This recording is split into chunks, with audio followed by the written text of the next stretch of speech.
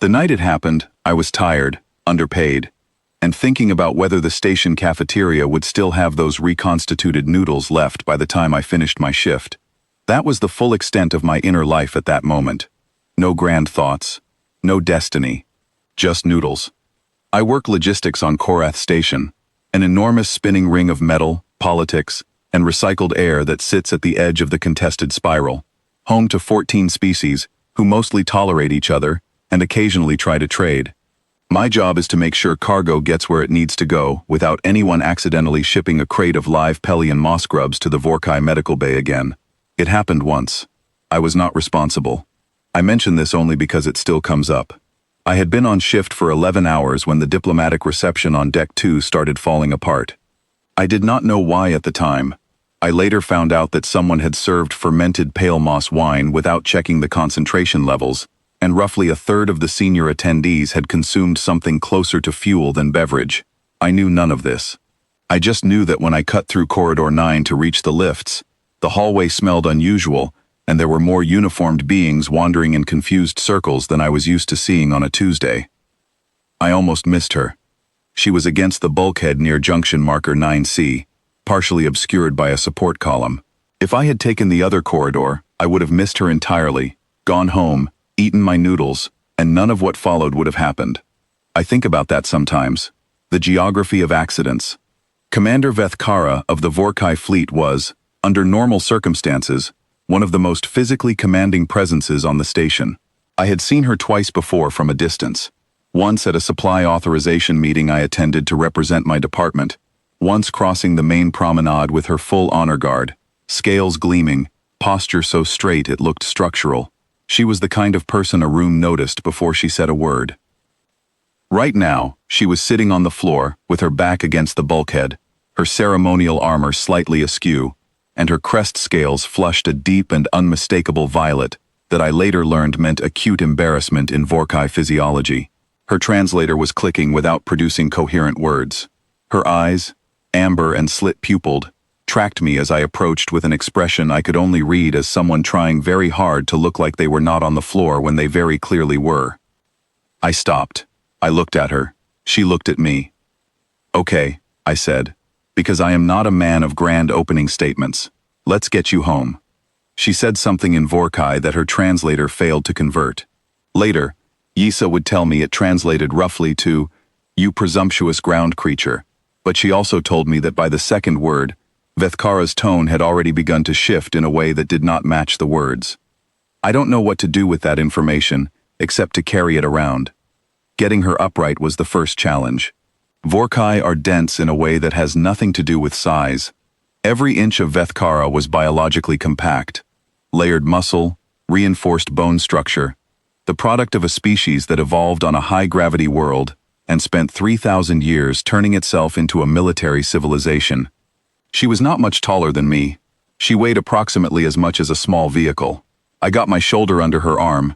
She grabbed the support column with her free hand out of pure reflex, and between the two of us, we arrived at something that could generously be described as standing. "I don't need," she started. "Of course not," I agreed, and we began moving. I talked the whole way. I do that when I'm nervous, or focused, or just filling silence that feels like it needs filling. I told her about the supply manifest I had been processing, specifically the one where someone had mislabeled a container of Thelian thermal paste as Thelian fruit paste, and the chaos this had nearly caused in the station kitchen. I told her that the coffee on Korath Station tasted like something filtered through a used engine part, and that I had submitted 3 formal complaints about it, and that nothing had changed, and that I had made peace with this. I told her my mother used to make something called arroz con leche, that I had not eaten in 4 years, and thought about with an embarrassing frequency. She did not respond to most of this, but she stayed conscious, which was the goal. We passed 3 other beings in those corridors, a Pelian diplomatic aide, who took one look at us and found something very interesting to study on the wall panel beside him. 2 Hethian traders who stopped, stared, and then simultaneously decided they had urgent business in the opposite direction. In the moment, I barely registered them. I was focused on not dropping a fleet commander on a station corridor floor. I got her quarters from the ID badge clipped to her armor. The door read my palm, Station-authorized personnel can open most residential doors in an emergency, and I got her inside. The room was precisely arranged in the way I imagined everything she owned was precisely arranged, which made it strange to lower her carefully onto her sleeping platform and watch that precision go briefly horizontal. I found a water container in a cabinet that was labeled in Vorkai script I couldn't read, but it looked like water, and it sealed the way water containers seal, and I left it on the surface within reach. I stood at the door for a moment. She was breathing steadily, scales settling toward a calmer gray. "Sleep it off, Commander," I said quietly, and I left. I went home. I ate the noodles. I went to sleep. I genuinely did not think about it again until my comm unit started going off at 6 in the morning and didn't stop. 11 messages, 2 from station security, 1 from Director Pellis, marked urgent in 3 languages, 1 from an address my system flagged with a Vorkai Fleet Command identifier, which I stared at for a while before putting it face down on the table and making coffee. Pellis met me in his office 20 minutes later and looked like a man who had not slept and wasn't sure he was going to again. He is a small, pale, anxious administrator who is good at his job precisely because he worries about everything in advance. Right now he had the expression of someone who had not, in fact, worried about this particular thing in advance.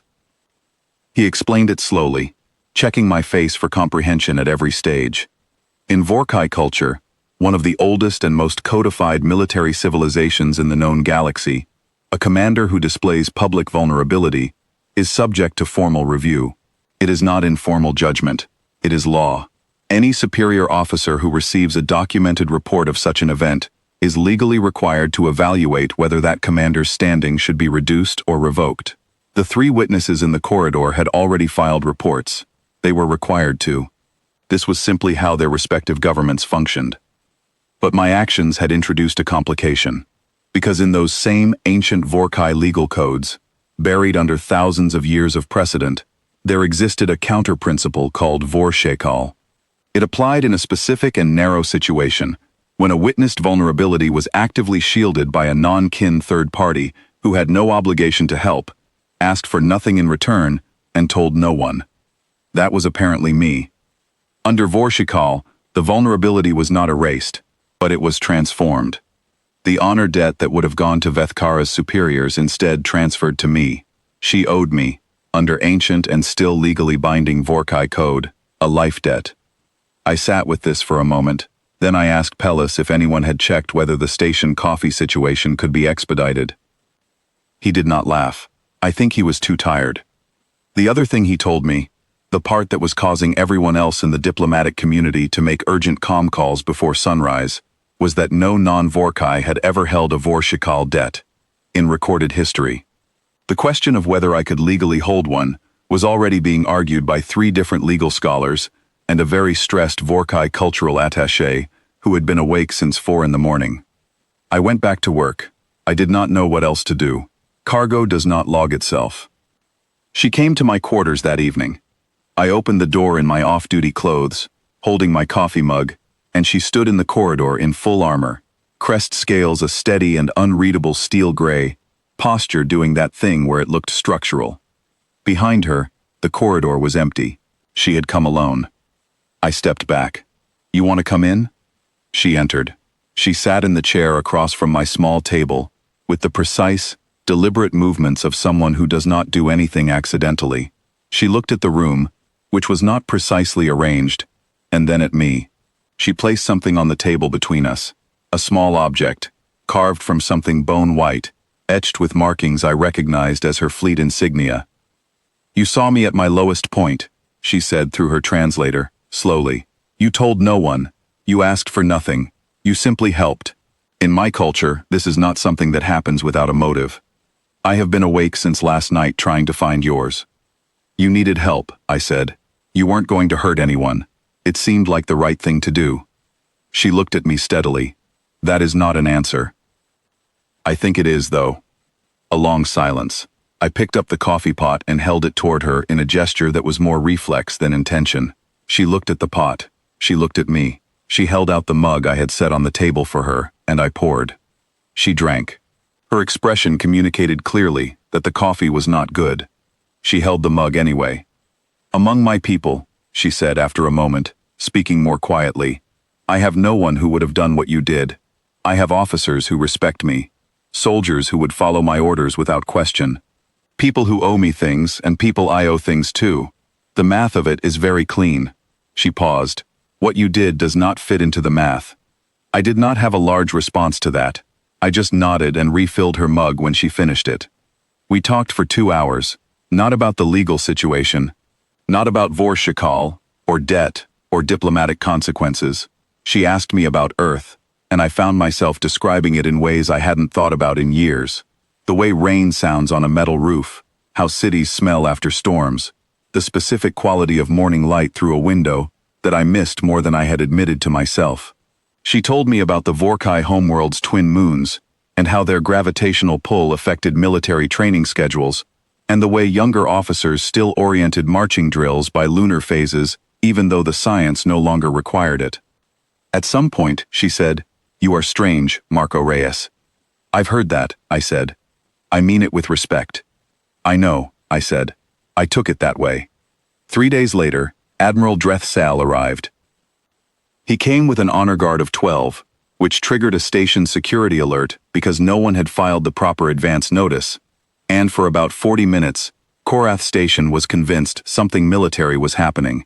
I was in the middle of rerouting a delayed ore shipment when Yisa appeared at my station door, with wide eyes and 6 arms, all doing something different at once, which in Athelian means genuine agitation. "Marco," she said, "there is an admiral here, and I believe he is here because of you." Dreth Sal was the largest Vorkai I had ever seen. His scales were the dark gray of deep metal, and his translator, when he spoke, produced a frequency I felt in my spine. He stood in the formal reception hall with the station director, 3 ambassadors, Yisa, me, and a truly unexpected number of official witnesses, and he spoke for a long time in formal Vorkai before his translator rendered it. The short version was this: the Vorshikal was valid, the debt was real, and as of this moment, I was formally recognized as its holder, the first non-Vorkai in history to hold such a position. He said this without editorializing, just facts, presented as facts. I waited until he finished. Then I said, "I appreciate that. I want to be clear for the record that I did not know any of this when I helped her. I would have done the same for anyone in that corridor." The room was very quiet. Dreth Sal looked at me for a long time. Then he spoke 4 words in Old Vorkai, without using the translator. Yuisa leaned close to my ear. Her translation was a whisper. "Yes, that is exactly why it matters." The legal scholars ruled in favor of the debt holding. Apparently, the very fact that I hadn't known about Vorshikal when I acted was the clearest evidence that the conditions had been met genuinely. I used the debt a few weeks later to push through a supply routing approval that had been stuck in Vorkai administrative channels for 8 months. Vethkara looked at me for several seconds when I asked, clearly trying to determine whether I was joking. I was not joking. She approved it in 1 hour. Then she came back to drink terrible coffee and stayed 3 hours, and that became a regular thing. Earth received 3 new trade proposals within the following month. My supervisor promoted me on the basis of, in her exact words, demonstrated diplomatic utility, which I found both flattering and mildly insulting in a way I couldn't fully articulate. The noodles, for what it's worth, were still available that night when I finally got back to the cafeteria, cold, but available. I have been thinking, in the weeks since, about what I actually did that was so remarkable. I carried someone home. I got her some water. I left without making it into anything. In a galaxy that has had several thousand years to build very sophisticated rules about power and weakness, and what each one owes the other, apparently nobody had thought to build a rule for someone who just helps, because someone needs it. We are new here, humans. We are still learning the galaxy's rules. But we brought some of our own, and I think a few of them are going to stick.